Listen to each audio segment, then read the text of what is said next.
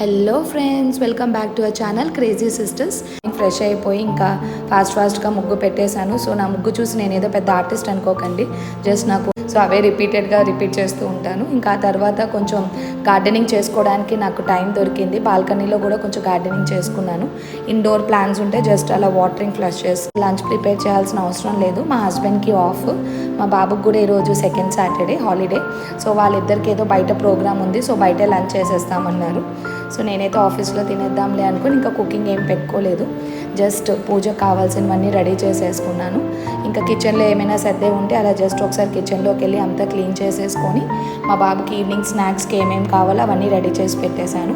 So చాలా days తర్వాత హడావిడిగా లేకుండా పూజ అయితే చాలా బాగా చేసుకున్నానండి. చాలా హాయిగా మనశ్శాంతిగా అనిపించింది. సో ఆ ఫీలే వేరు, మంచి పాజిటివ్ వైబ్ అయితే ఇంకా నాకు టైం అయిపోతుంది, ఫాస్ట్గా ఆఫీస్కి వెళ్ళి